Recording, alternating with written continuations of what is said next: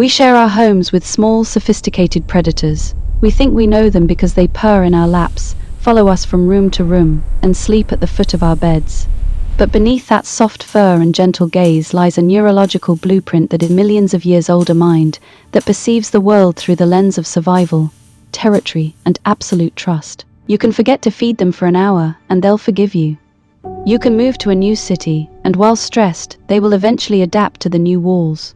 But there is one specific psychological boundary, an invisible red line that once crossed, alters their perception of you forever.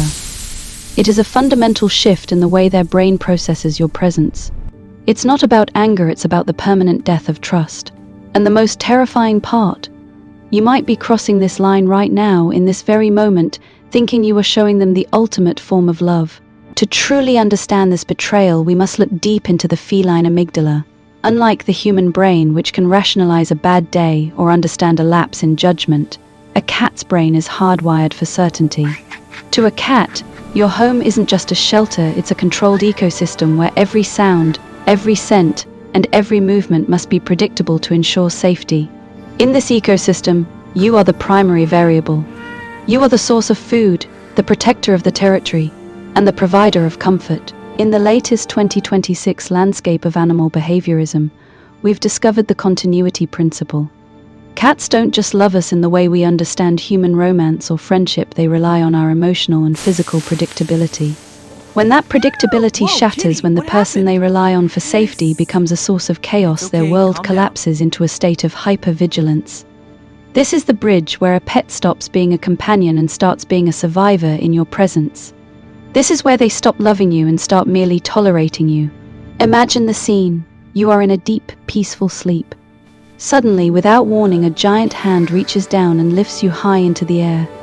You are confused, your heart is racing against your ribs, and your equilibrium is shattered. For us, this is a cute moment, a sudden urge to cuddle. For the cat, it is a sensory violation of the highest order. The unforgivable act we are talking about is the persistent violation of physical agency. Every time we repeatedly force affection when they are trying to rest, every time we trap them in our arms for a social media photo, or every time we ignore those subtle de-escalation signals, the rhythmic twitch of a tail, the slight flattening of the ears, the tensing of the back muscles, we are sending a clear, devastating message to their nervous system. You are not safe with me. Psychology calls this learned helplessness. If a cat learns through experience that their subtle attempt to set a boundary means absolutely nothing to you, they eventually stop communicating altogether. They don't forgive the intrusion, they simply shut down their emotional connection to you. The bond isn't growing during those forced cuddles, it is eroding, cell by cell, until the trust is a hollow shell. Let's consider the case of Marcus, a Siamese cat who, for 3 years, was the perfect, affectionate companion. But then, his owner's life shifted.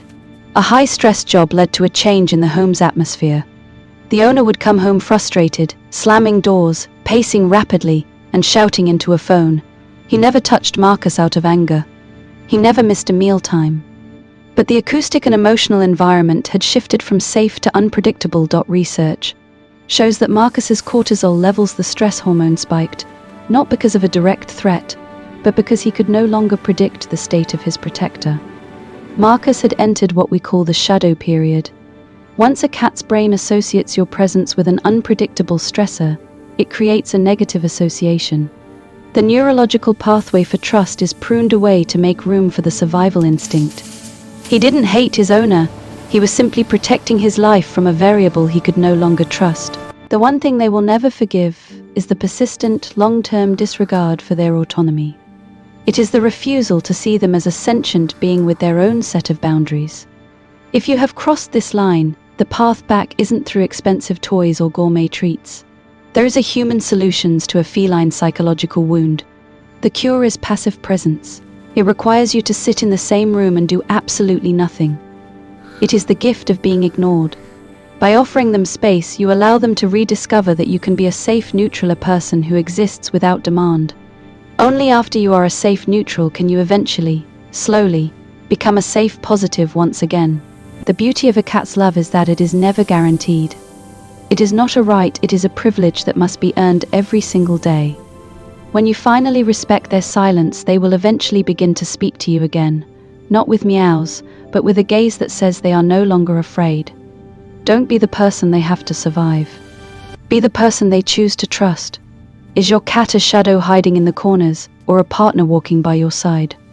If you've noticed a change in their behavior, a sudden distance, or a lack of eye contact, look at your own habits before you judge their heart. Share your journey in the comments below. Let's protect the connection. Let's decode the pet mind together.